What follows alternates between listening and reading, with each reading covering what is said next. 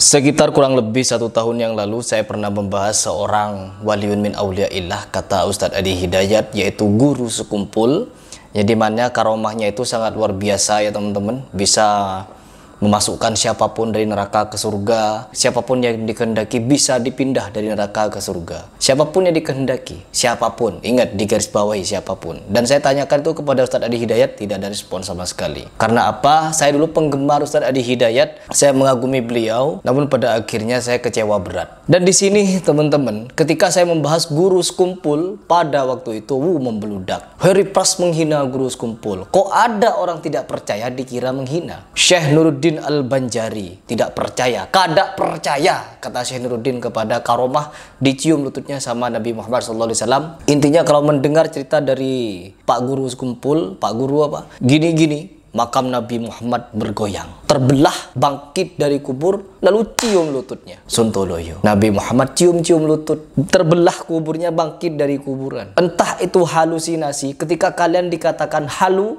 itu guru sekumpul, oh gak terima. Terus kalau tidak halusinasi, apa itu namanya? Beneran dicium, Nabi bangun dari kubur begitu. Apa gak sontoloyo yang percaya? Saya di sini sebagai seorang muslim, ketika membahas sesuatu tentang takhayul, bid'ah dan khurafat, karena cerita-cerita seperti itu masuk kepada bab khurafat, masuk kepada bab takhayul juga. Dan ini sesuatu yang sangat berbahaya kepada akidah. Kenapa saya menyebutkan berbahaya? Nabi Muhammad, coba bayangkan, Nabi Muhammad bangkit dari kubur, entah berbentuk arwah, berbentuk jasad, atau berbentuk apapun. Karena kalau dongeng-dongeng dari mereka ini kebanyakan, itu jangankan hanya sekedar arwah bangkit dari kuburan, jasadnya bangkit. Ada cerita Syekh Abdul Qadir Al-Jailani, ketika dia ditantang untuk membangkitkan orang Yahudi yang sudah meninggal. Ada cerita yang katanya, ya, ini katanya Syekh Abdul Qadir Al-Jailani itu pernah merebut-rebutan sama malaikat pencabut nyawa, sehingga apa? Arwah yang ada di kantong pencabut nyawa itu tumpah ruah ke kuburan, bangkit semua dari kuburannya sama jasad-jasadnya.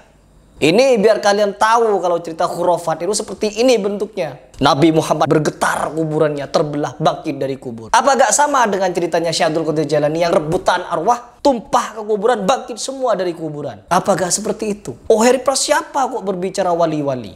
Wali halu. Heran. Pendusta teman-teman, ya. Artinya ketika Syekh Nuruddin Al-Banjari mengatakan kada percaya, tidak percaya katanya, artinya apa? Kedustaan, kadzab. Dan di sini ada satu video yang dimana ada salah satu syekh yang menganggap tindakan dari salah satu habib yang dianggap wali kutub, yang katanya hafal ratusan ribu hadis dan lain sebagainya, digadang-gadang ketika di Indonesia orang-orang histeria ketika dia datang ke Indonesia. Tapi ketika di Mekah gak ada yang histeria, gak ada. Semua orang lewat saja, dia jalan, dia diem, orang tidak ada yang memperdulikan teman-teman. Ketika datang ke Indonesia heboh teman. Ya, saya berbicara tegas seperti ini agar kalian mikir. Coba sekarang kita ke video. Simak satu video yang lebih tegas lagi, mengatakan Habib ini yang ketika ada kajian dia gini, ngotot-ngotot kanan kiri. Orang-orang histeria. Coba kita lihat videonya. اليوم يا إخوة يكون على المنبر يخطب فجأة يجدونه يبرق بعيون. Dengan mata melotot katanya. وينظر بعيون كذا. Telinga. يوهمون الناس أن الملائكة حضرت. أن الملائكة حضرت ولا واحد على المنبر يخطب وفجأة يا مرحبا بالمصطفى، يوهم الناس أن النبي صلى الله عليه وسلم دخل. مجرمون والله، كذاب katanya. ما يستحون، يكذبون بلا حياء tidak ada malu. يضعون الآثار والناس مساكين ما تستطيع تميز. هذا شيء قال ثبت عن الصحابة أنهم فعلوا كذا وكذا. كذاب، ما فعلوا. أما أن يوجد صادق نتحداه أن يأتينا بأثر واحد عن صحابة رسول الله صلى الله عليه وسلم أو عن السلف فيه أنهم سألوا رسول الله صلى الله عليه وسلم بعد موته. Setiap kita menentang kepada kalian semua yang percaya kepada khurafat-khurafat seperti ini, tidak ada satupun dari kalian bisa mendatangkan, kecuali mendatangkan hadis-hadis palsu. Oh, saya sudah banyak orang yang berniat datang ke Harry Pras, datang. Saya persilahkan datang.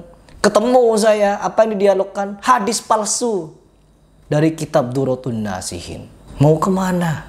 Ada beberapa video yang saya buat kemarin ketika teleponan dengan santri-santri yang mengaku sudah 5 tahun, puluhan tahun, 15 tahun di pondok pesantren. Telepon dengan saya. Ini coba kalian simak bagaimana mereka sampai 3 orang mendebat saya. Saya tanyakan la ya'riful wali illal wali, di mana fatwa itu tertera di dalam kitab. Gak bisa jawab mereka. Terus ada lagi beberapa orang berusaha untuk telepon saya.